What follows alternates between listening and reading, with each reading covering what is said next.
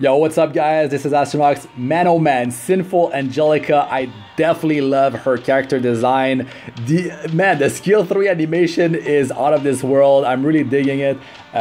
Check the video, the official video on the Epic 7 Korean channel, the official one. The link is in the description, guys. I'm pulling these pictures out of the video actually. So I'm gonna be talking about her stats. I'm gonna be talking about her skills. And like talk about different ways that you could be using this hero. So 4-star Dark Soul Weaver, another Soul Weaver with Rowana. They are definitely going to be shaking the meta. I can't wait to try them out. I don't know how many pulls it's going to take for Sinful Angelica, but I definitely have multiple Mystic medals across my 3 accounts to make it happen. But you got to keep in mind, guys, there is no pity to actually get her. So man, it might be near impossible to get her. You might be dumping all your Mystic medals and not even get her. I don't know which 5-star hero is going to be paired with her. This is going to be the biggest thing that's going to decide if like you guys are going to be pulling. I mean, what if like Sage Balance Season is the one that is with her? Maybe a Spectre Tenebria. I would definitely be hyped if that's the case. If I mean, I could definitely use so many different ML heroes, so we'll have to wait and see. But is she gonna counter the revive meta? Let's talk about this. Let's look at her stats and her skills. So here we have her, and her health is low. Her health is low, but yeah, I'll talk about her skills and why it doesn't matter that much. Her speed at 108 is actually very good for a Soul Weaver. Defense is actually quite high, so at least between the health and the defense you have some pretty good mitigation. Like, I mean, you're gonna have some pretty good effective health, but it's all good. Even if she's squishy, she can definitely take like a bunch of damage.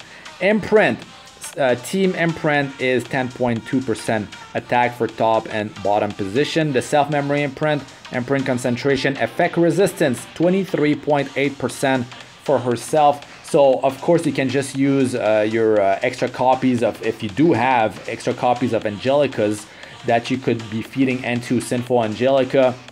I mean, maybe you can that's how you bring her to a 5-star, right? So yeah, definitely good to stack effect resistance on her, because she actually has 30% effect resistance straight off the bat on herself. So the self-memory imprint plus that is, she's gonna have over 50% effect resistance. You could definitely try to aim for 200% effect resistance and stack a bunch of speed on her, but the question is how high you can bring that speed, and is it worth it, right? So let's look at her skills. That's her here. And then skill number 3, Dark Salvation. This thing is completely crazy. 5-turn cooldown, 4-turn after skill ups, whips up a vortex of darkness and loathing, granting immortality to the caster for 2 turns. Very cool, right? She's not gonna be dying if she doesn't get dispelled. That's the thing. Grants increased attack and speed to all allies except for the caster for 2 turns. Man, she buffs the team. She's not dying. That's very powerful already. 108 speed, definitely not bad at all. She's a Soul Weaver. She does have access to some great artifacts. Keep that in mind. So yeah, she goes first. She boosts attack and speed. Great stuff. And she doesn't die, right?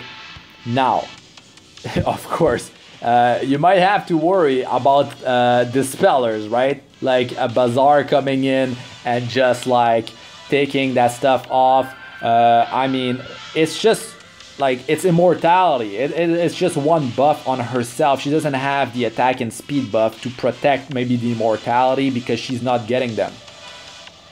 Keep that in mind. Soul Harvest, skill number 2. This is a passive. When the caster is immortal, enemies cannot be revived and all allies recover health every time an enemy dies. Enemies cannot be revived. So this thing, right, she needs to be immortal. She needs to be immortal, and that's the thing you do have to remember. If she's not immortal, enemies can be revived. So that's definitely a weakness, but it would be too powerful if you just straight up like kill them while she's immortal and then they cannot be revived anymore. So yeah, definitely loses a lot of value out of that. But I mean, just from character design, the animation, that's already a pretty damn good reason to pull. But that's skill 3, very, very interesting stuff. Now, the amount recovered increases proportional to the target's max health, and recovery effect can only be activated once per turn. So if you're gonna be like, since you're gonna have attack buff and speed buff on your other teammates, then like there's a pretty good chance you're gonna be able to snipe someone. And then like if you're taking some damage from, I don't know, maybe it's Seaside Bellona, you know, countering with her skill 2, or some Elbrus Ritual Sword, counter set, you're gonna be able to sustain some of that damage back because of this Soul Harvest passive. If you do not have the unhealable effect on those heroes, of course. So this is how much it was recovered, right? I calculated that on Sid it was like, maybe it was 19% health that was recovered back. So basically this thing could be a 15% recovery based on the target's max health. And maybe after skill ups, it made it go up to like 19% or something like that, right? But yeah, that's not so bad. That's like an extra effect, because the cannot revive thing is already very, very powerful. You can see that it's actually happening on that hero in the top position on the enemy team, right? It says cannot revive. Now this skill number 1, the belating strike. This thing attacks with a staff with a 65% chance to decrease attack for 1 turn. When the caster is immortal, triggers a dual attack from the ally with the highest attack. Man, this is crazy. This is completely crazy, because you can actually use this thing twice while you are immortal from skill number 3. So dual attack is definitely a very powerful thing. And the soul burn effect here is increased effect chance to 100% chance, and decreases attack of the target for 2 turns. So it's going to be more useful in PvE than in PvP, but she is of the dark element, so you don't have to worry about the elemental disadvantage. So you can definitely be using this in PvP as well if the target doesn't have high effect resistance, which is usually the case on a target that a damage dealer, right? A target you have to worry about their damage, so you try to apply the attack break. So the biggest thing here is definitely the dual attack, but the thing is, even the attack break is going to be coming in quite handy, since she's actually buffing attack and speed. I don't know how she's going to fare in raid, if she's going to actually be boosting morale by that much, but she could definitely be a great hero there, because even while you're clearing the trash packs, right, just normal monsters, you're going to be killing a lot of them, and then that means like that's just a bunch of healing for your team. The thing that like the cannot be revived part, I mean, that's not gonna be that powerful in PvE, but in PvP, man, Arbiter Vildred, you have the immortality on her, and then he can't revive. You kill him, that's the end, he is dead. If they have another form of revive, let's say a Ruel of Light, a Maid Chloe, if she is not immortal anymore, then you will have to worry about them coming back, right, to hunt you. So yeah, keep that in mind, guys. But I mean, you could be going with a very powerful team, a very high offense team, to just like pop the enemy team, right? So there is that. And yeah, that's definitely going to be great. Will she totally counter the revive meta? Well, on a long battle, if you're not able to make it happen, like let's say versus a Ruel of Light and Maid Chloe, if they're not dying, and I mean, the longer the battle lasts, the worse it's going to be for you if you're not going to be having good sustain. And with her stats, right, I mean, doesn't have the greatest of survival stats, so if you're not making this thing happen early on, you might be in trouble. So I guess Arbiter Vildred definitely gonna be very powerful. So yeah, that at least that's that, right? Because Arbiter Vildred is definitely a big threat. He is showing up in a lot of defenses, be it Arena, be it Guild Wars. So definitely a hero that can definitely make it happen. Take him out of the picture, and it's all good. She's not going to be dying because she will be immortal because of her skill 3, very strong. And then like she's going to be triggering those dual attacks. So with the attack buff and the speed buff on the rest of your team, you're going to be able to just do some crazy amount of damage, and she's not going to be dying unless she's getting dispelled. if the immortality is gone, then of course you are in trouble. So you're gonna have to worry about that.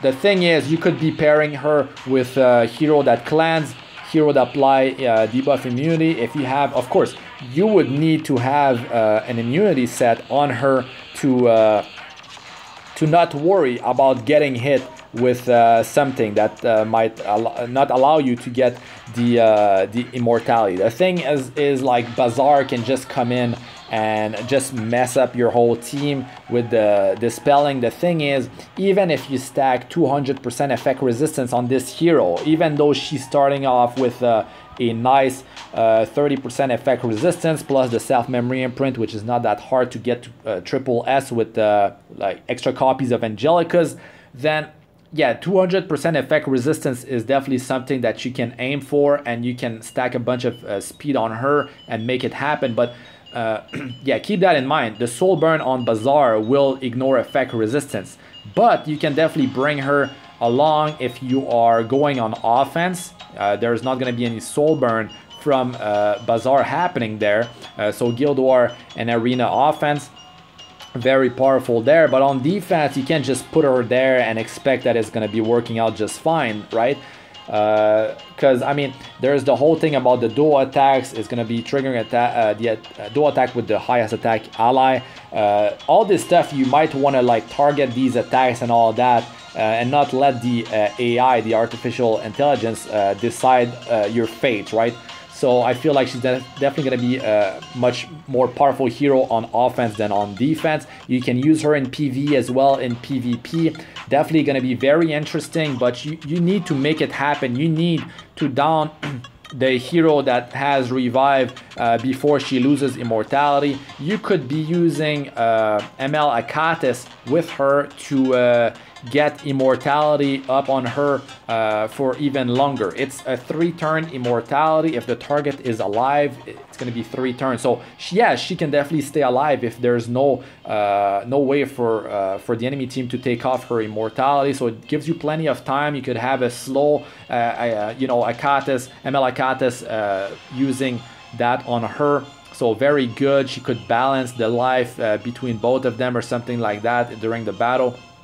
A very powerful combo, and I mean, the longer you are in immortality, the crazier she will be, right? Because I mean, she can die, she's triggering duo attacks, the enemy cannot revive you know, dead allies. So that's very, very powerful. Definitely a combo to watch out for. And if you can make it happen, I mean, that's an extra reason for you to pull for her if you do have ML Angelica. The thing is, of course, Shooting Star Angelica, not that easy to obtain. And then Sinful Angelica, there's no pity to actually get her. So I mean, definitely not gonna be an easy combo to have, especially as a free-to-play player.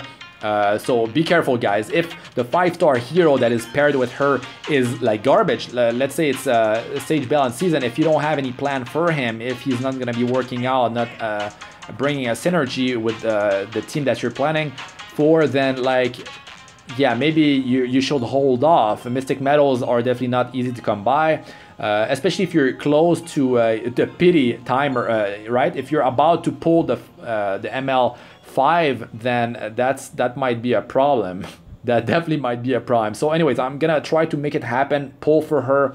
I don't know what's gonna happen, but yeah, definitely hope I do get her so I can showcase her, because man, a very, very cool hero. I just love the character design and the animation on skill 3, man. Very, very cool, different stuff compared to a lot of heroes. So yeah, good luck with your summoning, guys. It should be a lot of fun. I will be doing a more in-depth video about Sinful Angelica later on, and of course showcasing all that. Right now with the terrible 4G connection that I have, man, thankfully those videos are of a small size, so I can actually send them at a reasonable speed. But I mean, my usual videos, like while I have some gameplay going on, man, this will not happen. It would take like 10 hours to send a video or something like that. But yeah, in a week I'll have a fiber connection, so it's all good. Anyways, that's going to be it for this one, guys. Thanks for watching. I'm Astranox. Like, comment, and subscribe for more. Press the bell icon for to be notified whenever I release a new video. And check out my other videos. They should be showing up on the screen now. I got playlists of all sorts. Arena, Guild Wars, guides, tips, and how-tos, and Abyss 462+, as well as best starter guides for my early to mid-game players for fast progression. Join my Discord server. The link is in the description. We have over 1,000 members. So come join the fun. If you want to get helped or help the community, feel free to join. It's free. And she will definitely be showing up soon. She's going to be in the next Mystic rotation. And, well, it's going to be 1 week after, Roana gets released. Very interesting. Together, man. Oh, wow. Definitely going to be shaking the meta up. So, yeah, those pesky Arbiter Vildrids, the Seaside Bellonas with Roana, definitely going to be a lot of fun. Finally, we can change things, and yeah, the meta is not going to be so stale, but yeah, very, very cool. Let us know what you guys think in the comment section, but that's going to be it for this one, guys. Peace out for now, and stay safe.